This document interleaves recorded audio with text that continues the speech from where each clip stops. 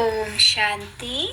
आज की मुरली बाबा कहते हैं, फर्स्ट पॉइंट है, बाप उस्ताद ने तुम्हें मनुष्य से देवता बनाने की हुनर सिखाया है, तो फिर औरों को देवता बनाने की सेवा करो। सेकंड पॉइंट, अभी हम बच्चे अपना तन मन और धन भारत तो क्या पूरे विश्व की सेवा में अर्पण कर रहे हैं। इसी का रिवाज भक्ति में मनुष्य ईश्वर अर्थ दान पुण्य करते हैं। तीसरा, भक्ति में दान पुण्य का एवजा अगले एक जन्म के लिए मिलता है, लेकिन हम ब्रह्मा मुख वंशावली बच्चों को इस संगम युग में किए हुए तन मन धन का समर्पण के बदले 21 जन्मों की विश्व की बादशाही मिलती है, जो कि संपूर्ण सुख का समय होता है। चौथा, बाप बच्चों को समझाते हैं और फिर बच्चे औरों को समझाकर मनुष्य से देवता बनाने की सेवा करते हैं। परंतु जो नहीं समझा सकते, बाबा कहते गोया उसने स्वयं ही कुछ भी नहीं समझा है। पांचवा, किसी में कोई हुनर होता है तो वो औरों को भी सिखाकर फैलाता है। छठा, जब हम इस संगम युग में मनुष्य से देवता बन रहे हैं तो देवताएं इस समय कैसे हो सकते हैं। बहुत इंपॉर्टेंट ये बात है आज का पॉइंट।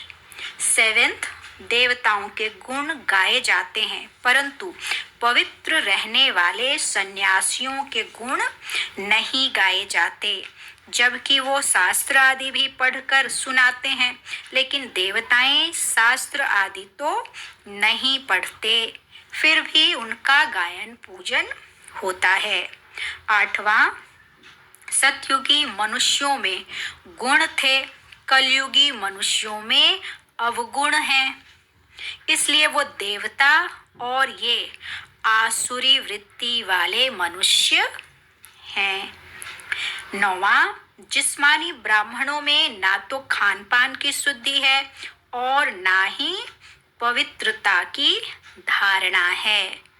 पवित्रता की धारणा बहुत गुह्य है, बहुत बारीक है। जितनी हम मनसा वाचा कर्मणा की पवित्रता रखेंगे, खास करके मानसिक पवित्रता होता है जो हम देखते हैं, जैसा हम अपने लिए चाहते हैं वैसा ही हमें दूसरों के लिए करना है।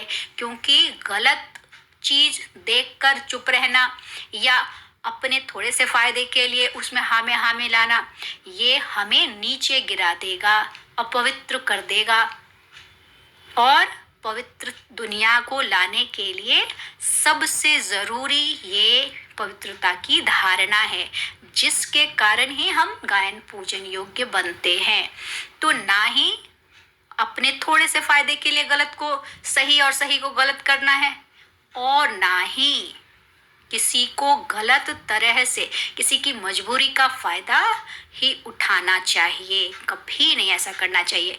क्यों? क्योंकि यही सूक्ष्म जो हमारी कमी कमजोरी है, यही बहुत बड़े रूप में, पेपर के रूप में आएगी, माया के रूप में। तो असली पवित्रता की धारणा मानसिक है। फिर है 10वां पॉइंट, पवित्रता की शक्ति ही हम ब्रह्मावंशी को संकल्पों की दुनिया लाने की ताकत देती है। यही पवित्रता की शक्ति को हम जितना बढ़ाएंगे उतना हमारे संकल्प सिद्ध होते जाएंगे। फिर 11वां, हम साहूकारों का साहूकार बनते हैं, क्योंकि दुनियावी साहूकार भी कहते हैं हमें ईश्वर ने ये धन दिया है, हमें तो सबसे ऊंच पद मिलता है। क्या कहते? हमें ईश्वर ने धन दिया, दुनियावी साहूकार कहते, परंतु हमें जो मिला है वो तो अखुट है, अविनाशी है, तो हमें सबसे ऊंच पद मिलता है सतयुग त्रेता में। 12वां पॉइंट, श्रीमत पर जो बच्चे जैसा कर्म करते हैं, बाबा साक्षी होकर देखते रहते हैं। बाबा हम ब्राह्मणों द्वारा शूद्रों को ब्राह्मण बनाते हैं, फिर देवता बनते हैं। 13वां पॉइंट, इस ज्ञान को चित्रों द्वारा ही समझाना चाहिए, तभी भारत में ही देवी देवताओं का राज्य था, ये सब मानेंगे।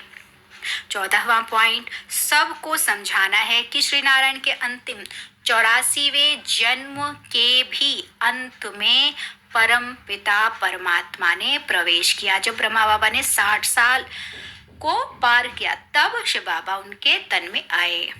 15वां, इस अंतिम जन्म में पूरा बेगर जरूर बनना है, पूरा भिखारी बनना है। आत्मा ही पूरा सरेंडर करती है। पूरा भिखारी मतलब सब कुछ स्थूल रूप से देने की भी जरूरत नहीं होती, बुद्धि से समर्पण। बुद्धि कहीं फंसी ना हो कि ये मेरा है, ये मेरा है, ये मेरा है। तभी शरीर रूपी अश्व को इस रुद्र यज्ञ में स्वाहा कर सकेंगे। 16वां पॉइंट है, बाबा कहते हैं योग भी सिखाओ और सृष्टि चक्र कैसे फिराते हैं ये भी समझाना है।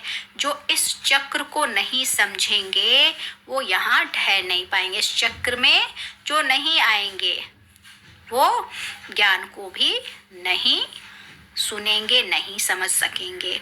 17वां पॉइंट, जो श्रीमत छोड़ मन मत पर चलते हैं उन्हें माया एकदम बेहोश कर देती है। फिर जब ज्ञान की संजीवनी बूटी दी जाती है तो जीवित हो जाते हैं, परंतु माया बड़ी दुस्तर है जो बाप की बड़ी बदनामी कराती है।